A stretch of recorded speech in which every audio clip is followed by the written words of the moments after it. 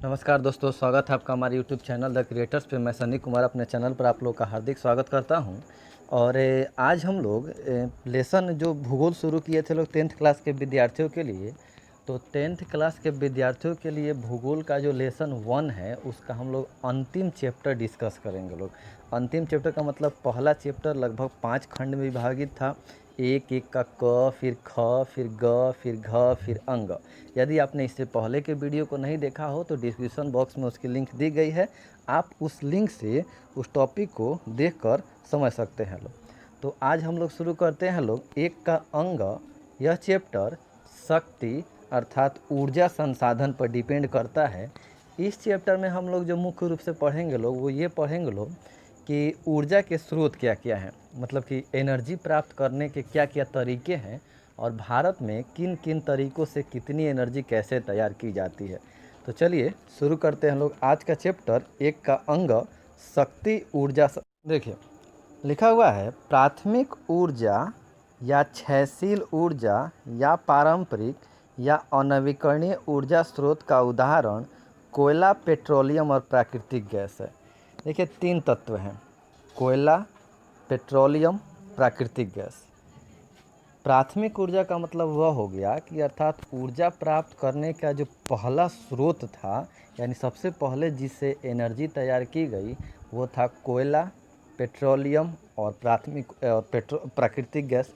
यानी यह पूछा जाए कि निम्न में से कौन प्राथमिक ऊर्जा स्रोत के उदाहरण हैं, तो कोयला, पेट्रोलियम और प्राकृतिक गैस प्राथमिक स्रोत के उदाहरण हैं। 2 नंबर क्षयशील ऊर्जा। क्षयशील का मतलब समाप्त होने वाला, तो कोयला, पेट्रोलियम, प्राकृतिक गैस आने वाले समय में समाप्त हो जाएगा। पारंपरिक यानी जिससे शुरू से परंपरा के तौर पर शुरू से ही हम लोग जिससे विद्युत तैयार करते चले आ रहे हैं, कोयला, पेट्रोलियम, प्राकृतिक गैस। अनवीकरणीय अर्थात जिसका प्रयोग हम केवल एक बार करेंगे वो कहलाता है अनवीकरणीय। तो कुछ भी क्वेश्चन आए आंसर 3 ही, यही 3 होंगे। कोयला, पेट्रोलियम और प्राकृतिक गैस प्राथमिक ऊर्जा स्रोत के उदाहरण हैं, अर्थात क्षयशील ऊर्जा स्रोत के उदाहरण हैं, अर्थात पारंपरिक ऊर्जा स्रोत के उदाहरण हैं, अर्थात अनवीकरणीय ऊर्जा स्रोत के उदाहरण हैं। अगले पर आते हैं लोग द्वितीयक ऊर्जा, यानी ऊर्जा प्राप्त करने का जो सेकेंड ऑप्शन है हमारा गौण ऊर्जा, यानी प्राथमिक के बाद द्वितीयक ऊर्जा। गैर पारंपरिक, पारंपरिक तो कोयला, पेट्रोलियम, प्राकृतिक गैस हो गया जो शुरू से चला आ रहा है, जिसे हमने नए पर तैयार किया, जिसे हम लोग नया अब विद्युत तैयार करना शुरू कर रहे हैं, तो वो कहलाएगा गैर पारंपरिक। अक्षयशील, कभी समाप्त नहीं होने वाला। नवीकरणीय, जिसका प्रयोग हम बार बार कर सकते हैं, उसका उदाहरण है जल विद्युत ऊर्जा, सौर ऊर्जा, पवन ऊर्जा, ज्वारीय ऊर्जा इत्यादि। तो कोयला, पेट्रोलियम और प्राकृतिक गैस प्राथमिक ऊर्जा स्रोत के उदाहरण है, क्षयशील है, पारंपरिक है और अनवीकरणीय। जबकि सौर ऊर्जा, जल विद्युत ऊर्जा और पवन ऊर्जा द्वितीयक ऊर्जा स्रोत के उदाहरण है, यह गौण ऊर्जा है, यह पारंपरिक है और यह गैर पारंपरिक है और यह अक्षयशील है, साथ ही साथ यह नवीकरणीय ऊर्जा स्रोत के उदाहरण है। तो देखिए आप आसानी से समझ जाइएगा, कोयला, पेट्रोलियम, प्राकृतिक गैस पहले शुरू हुआ, पारंपरिक तौर पर शुरू हुआ, प्राथमिक था, समाप्त होने वाला है और अनवीकरणीय है। सौर ऊर्जा, जल विद्युत ऊर्जा, पवन ऊर्जा द्वितीयक है, सेकेंड ऑप्शन है, बाद में शुरू हुआ, गैर पारंपरिक है, क्षयशील नहीं है बल्कि अक्षयशील है और यह नवीकरणीय ऊर्जा स्रोत के उदाहरण है। अब देखिए पारंपरिक ऊर्जा स्रोत में हमें जिस टॉपिक के बारे में सबसे पहले पढ़ना है वो है कोयला। जिस प्रकार लोहे को उद्योग की जननी कहा जाता है, अर्थात उद्योग अर्थात मशीन को बनाने के लिए लोहे की आवश्यकता थी, उसी प्रकार उस लोहे को उसका उचित रूप देने के लिए, उसका उचित आकार देने के लिए कोयले की आवश्यकता थी। कोयला को लोहे का उचित आकार देने के साथ साथ ईंधन के रूप में भी प्रयोग किया जाता था। कोयले से टॉपिक जुड़ा हुआ क्या है, देखिए भारत में जो भी कोयला पाया जाता है उसको 2 समूहों में बांटा गया है, एक है गोंडवाना समूह और एक है टर्शियरी समूह। हमेशा याद रखिएगा कि भारत में पाए जाने वाले कोयले को 2 समूहों में बांटा गया है, यानी भारत में जितना कोयला पाया जाता है उसको राज्य स्तर पर नहीं 2 अलग अलग समूह में बांटे गए हैं। एक है गोंडवाना समूह। गोंडवाना समूह के कोयले का निर्माण आज से 20 करोड़ साल पहले हुआ था। भारत के कुल उत्पादन का 99% यहीं से प्राप्त होता है। कहने का मतलब कि भारत में जितना कोयला तैयार किया जाता है उसका 99% कोयला गोंडवाना समूह से ही तैयार किया जाता है, जबकि भारत में जितना कोयला का भंडार है उसका 96% कोयला का भंडार इसी क्षेत्र में मौजूद है। टर्शियरी समूह, टर्शियरी समूह के कोयले का निर्माण आज से 5.5 करोड़ वर्ष पहले हुआ था। भारत के कुल उत्पादन का 1% भाग इसी क्षेत्र से प्राप्त होता है और यहाँ लगभग 4% कोयले का भंडार। अब दोनों को कंपेयर करते हैं, फिर देखते हैं लोग। गोंडवाना समूह वह समूह है जिसका निर्माण 20 करोड़ साल पहले हुआ। टर्शियरी समूह वह समूह है जिसका निर्माण आज से 5.5 करोड़ साल पहले हुआ। तो जब भी पूछा जाए कि गोंडवाना समूह के कोयले का निर्माण कब हुआ था, तो आज से 20 करोड़ वर्ष पूर्व। यदि यह पूछा जाए कि टर्शियरी समूह के कोयले का निर्माण कब हुआ था, तो आज से 5.5 करोड़ साल पूर्व। गोंडवाना समूह भारत का कितना परसेंट उत्पादन करता है, तैयार करता है? तो गोंडवाना समूह 99% तैयार करता है, तो टर्शियरी समूह मात्र 1% तैयार करता है। गोंडवाना समूह में 96% कोयले का भंडार है, तो टर्शियरी समूह में मात्र 4% कोयले का भंडार है। तो गोंडवाना समूह 99%, इसमें 1%, वहाँ भंडार 96%, यहाँ भंडार 4%। तो आई होप आपको ये दोनों टॉपिक समझ में आ गया होगा कि भारत में कोयले के 2 भंडार हैं, एक गोंडवाना समूह और एक टर्शियरी समूह। अब है कोयले का वर्गीकरण पढ़ना है हम लोग को। देखिए, कोयले का वर्गीकरण जैसे हमने पढ़ा था, लौह अयस्क के 3 प्रकार होते हैं, हेमेटाइट, मैग्नेटाइट और लिमोनाइट। उसी तरह कार्बन की मात्रा के आधार पर कोयला के 4 प्रकार हैं, यानी कोयले को 4 भागों में बांटा गया है। कार्बन की मात्रा का मतलब कि उसको गलाने पर कितने प्रतिशत हमें कार्बन की प्राप्ति होगी, इस हिसाब से। देखिए, कोयले को मुख्यतः 4 भागों में बांटा गया है। एक का नाम है एंथ्रेसाइट, फिर बिटुमिनस, फिर लिग्नाइट, फिर पीट। एंथ्रेसाइट, बिटुमिनस, लिग्नाइट और पीट। पहले पर आते हैं लोग एंथ्रासाइट। कोयले का जो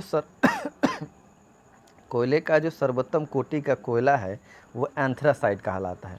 इसमें कार्बन की मात्रा 90% से अधिक होती है।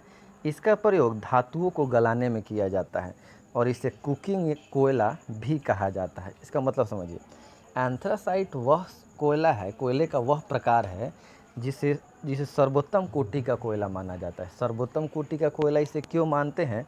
क्योंकि इसमें कार्बन की मात्रा 90% से अधिक होती है, यानी अगर हम इसका उपयोग करेंगे तो 90% से अधिक की मात्रा इसमें कार्बन की होगी। इसका प्रयोग मुख्य रूप से धातु को गलाने में किया, चूँकि यह जलने पर ताप अधिक देगा, ऊष्मा अधिक देगा और धुएं की प्राप्ति काफ़ी कम या नहीं होती है। इसीलिए धातुओं को गलाने के लिए ज़्यादा तापमान चाहिए, तो एंथ्रेसाइट नामक कोयले का प्रयोग किया जाता है। चूँकि इसका प्रयोग धातु को गलाने के लिए किया जाता है, इसीलिए इसे कुकिंग या कोकिंग कोयला भी कहा जाता है।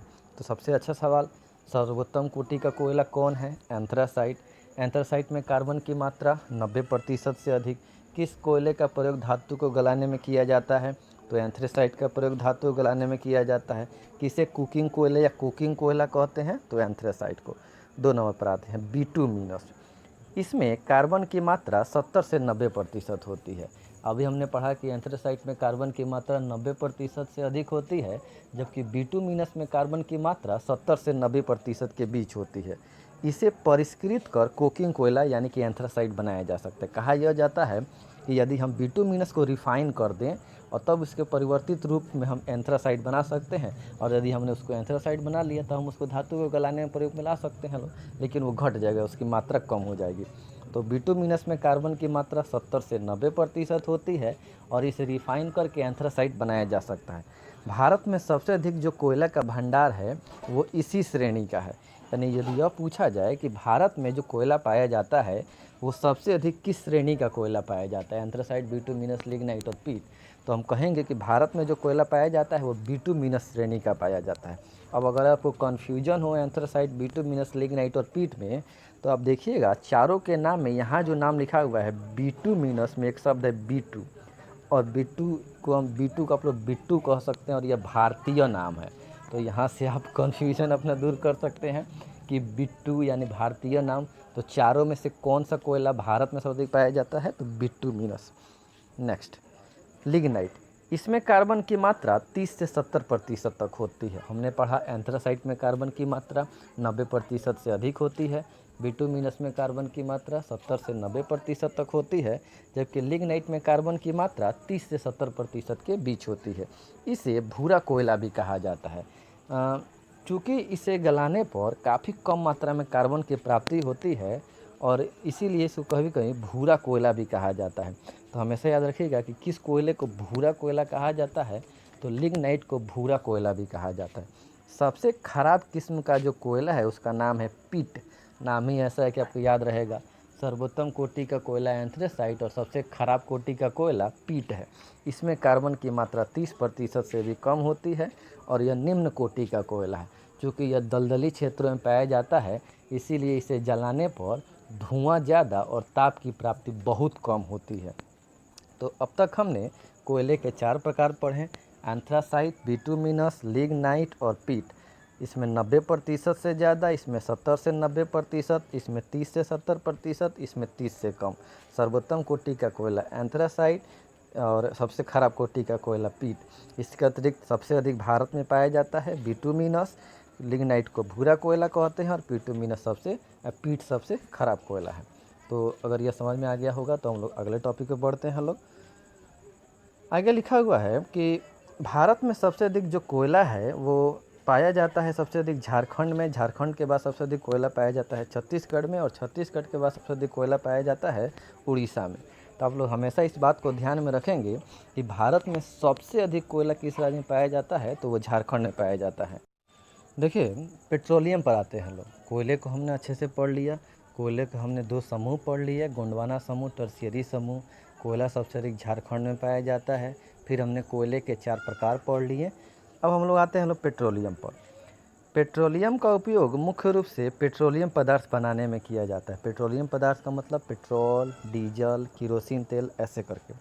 तो पेट्रोलियम का उपयोग मुख्य रूप से पेट्रोलियम पदार्थ अर्थात गैसोलीन बनाने में, डीजल बनाने में, किरोसिन तेल बनाने में, पेट्रोल बनाने में, स्नेहक में, कीटनाशक दवा बनाने में, साबुन में, कृत्रिम रेशा, वैसलीन, इन सभी चीज़ों को बनाने में पेट्रोलियम का प्रयोग किया जाता है। यह क्वेश्चन लघुत्तरीय का है और इसको बार बार पूछा भी जाता है। तो ध्यान रखिएगा कि पेट्रोलियम का उपयोग मुख्य रूप से पेट्रोलियम पदार्थ अर्थात गैसोलीन, डीजल, किरोसिन तेल, पेट्रोल, स्नेहक, कीटनाशक दवा, साबुन, कृत्रिम रेशा, वैसलीन, इन सभी चीज़ों को बनाने में पेट्रोलियम का प्रयोग किया जाता है। अब आते हैं लोग भारत में पेट्रोलियम मिलता कितना है, क्योंकि आप देखते होंगे कि हमारे यहाँ पेट्रोल बहुत महंगे होते हैं। तो भारत संपूर्ण विश्व का मात्र 1% पेट्रोलियम का उत्पादन करते हैं। और भी जो कंट्रियां हैं, अरबी देश, अरब देश में सबसे अधिक पेट्रोलियम पदार्थ पाए जाते हैं, लेकिन वहाँ खेती नहीं होती है। हमारे यहाँ खेती होती है तो हमारे यहाँ पेट्रोल नहीं मिलते हैं। तो भारत में जो पेट्रोल का उत्पादन होता है वो मात्र 1% होता है। यानी संपूर्ण विश्व में अगर 100 लीटर पेट्रोल है तो मात्र 1 लीटर पेट्रोल भारत में उत्पादित किया जाता है। इसलिए भारत को पेट्रोल का आयात करना पड़ता है। फिर भी भारत में जो पेट्रोल आया वो शुरू कहाँ से हुआ, उसकी कहानी देखिए। भारत में सबसे पहले 1866 में ऊपरी असम घाटी यानी असम के ऊपरी इलाके में तेल के कुएं खोदे गए। 1890 में असम के डिगबोई क्षेत्र में तेल का खदान मिल गया और वहीं से तेल की खुदाई होनी शुरू हो गई। 1959 में खंभात के क्षेत्र में तेल क्षेत्र का भी पता चल गया। 1975 में मुंबई हाई जो महाराष्ट्र में समुद्र के किनारे है, वहाँ भी तेल का पता चल गया। इसके बाद भारत के पेट्रोलियम उत्पादन में वृद्धि होने लगी। तो यदि यह पूछा जाए कि भारत में प्रथम बार पेट्रोलियम का पता कहाँ चला था, तो असम के डिगबोई में लगभग 1890 में, लेकिन उत्पादन 1901 में शुरू किया गया। क्यों? देखिए नीचे लिखा हुआ। भारत में सर्वप्रथम तेल शोधक कारखाने की स्थापना 1901 में असम के डिगबोई में हुई थी। तेल शोधक कारखाने का मतलब कि भारत में जो पेट्रोल विश्व में जो तेल मिलता है वो कच्चा तेल लिया जाता है। कच्चा तेल को रिफ़ाइन करके सबसे उच्च क्वालिटी का मिले तो पेट्रोल, उससे ख़राब हो तो डीजल, उससे ख़राब हो तो किरोसिन तेल, उससे ख़राब हो तो मोबिल, स्नेहक, वैसलीन, साबुन में, इन सभी जगहों पर उसका प्रयोग किया जाता है। तो भारत में सर्वप्रथम तेल शोधक कारखाने की स्थापना कब हुई थी? तो 1901 में। अच्छा वर्ष है 1901, शुरुआते में 1900 के, तो 1901 में हुई थी। और कहाँ से हुई थी? तो असम के डिगबोई से।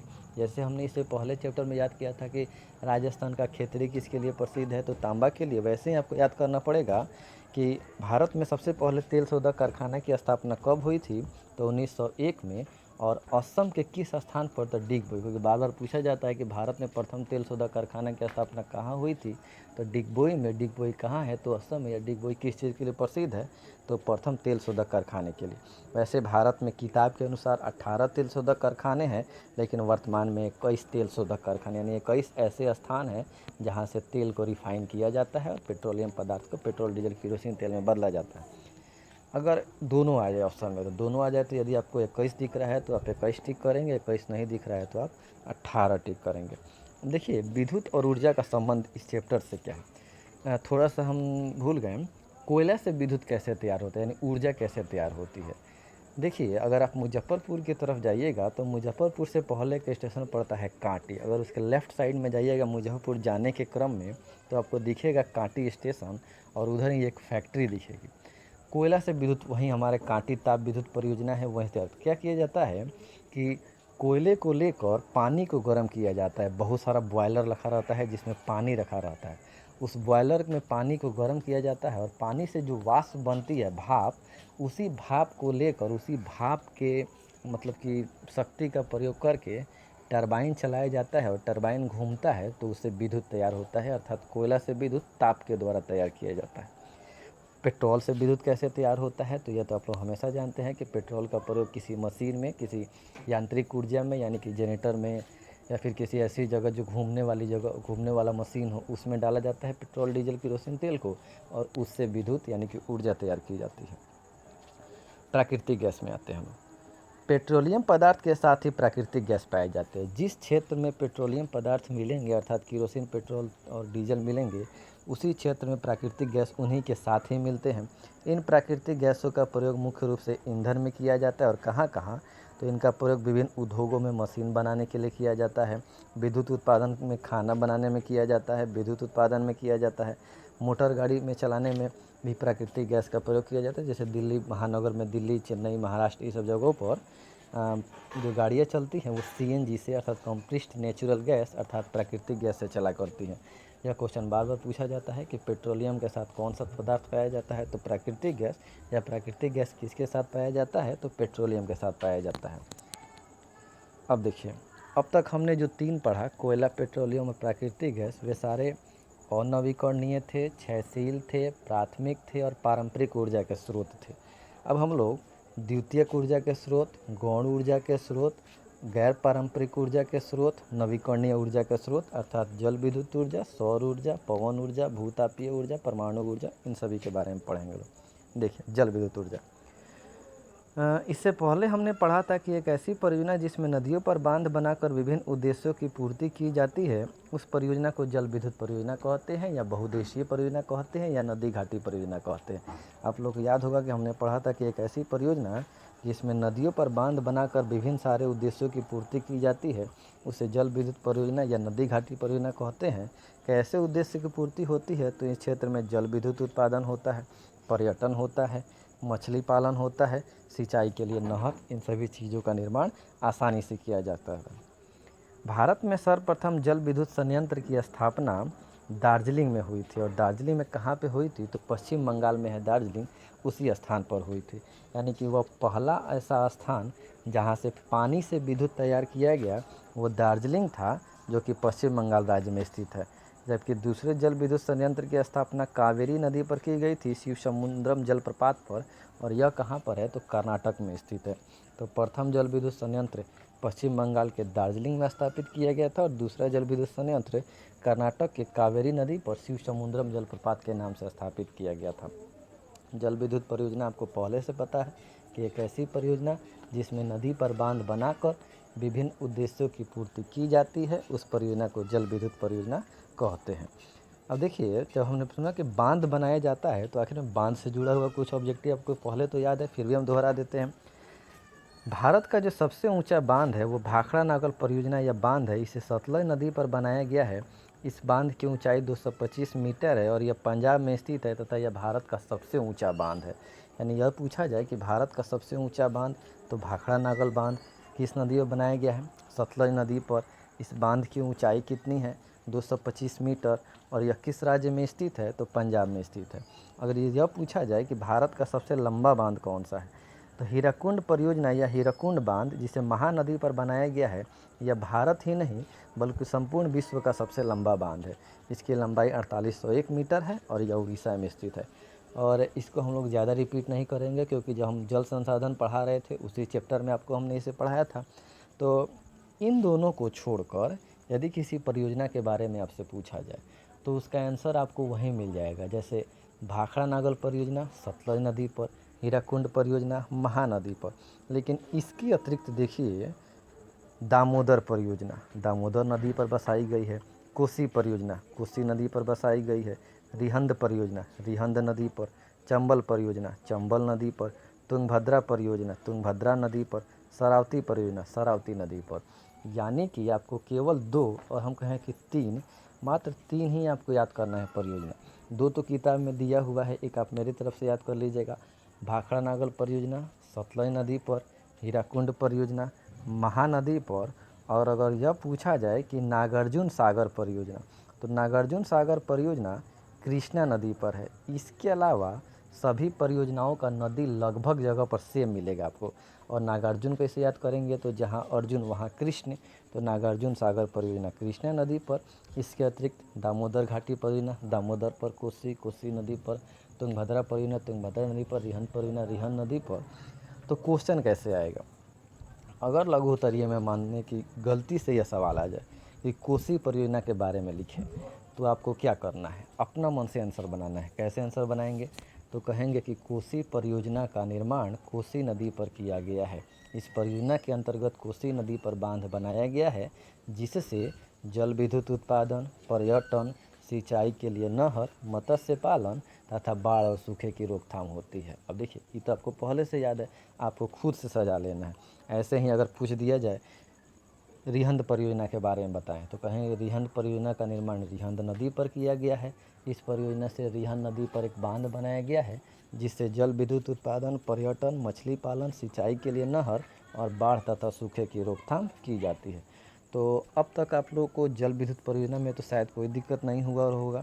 यहाँ तक हम लोग को पढ़ना था। जल विद्युत परियोजना हमने इससे पहले भी जल संसाधन में पढ़ा था। आप यह जरूर याद रखिएगा कि प्रथम जल विद्युत संयंत्र पश्चिम बंगाल के दार्जिलिंग में, जबकि दूसरा शिवसमुद्रम जलप्रपात कावेरी नदी पर कर्नाटक में बनाया गया था। और ऐसे बहुत सारे जलप्रपात तो हैं ही। और बिहार के 3 आपको पहले से हमने पढ़ाए थे, सोन नदी घाटी परियोजना, कोसी नदी घाटी परियोजना और इस चैप्टर को हम लोग यहीं पर रहने देते हो लोग। इसके बाद हम आप लोग के लिए एक और वीडियो दे देंगे जिसमें इस चैप्टर के बाकी टॉपिक्स रहेंगे। और उन टॉपिक्स को पढ़ने के बाद आपका यह एक का अंग लेसन आसानी से समाप्त हो जाएगा। इस बीच यदि आपको कोई कठिनाई आ रही हो तो आप कमेंट करके अवश्य बताएं। आप हमारे टेलीग्राम ग्रुप से अवश्य जुड़े, जहां आपको किसी प्रकार के PDF या नोट्स की आवश्यकता है तो आपको आसानी से वहीं मिल जाएंगे। तब तक के लिए घर पर रहें, सुरक्षित रहें। धन्यवाद।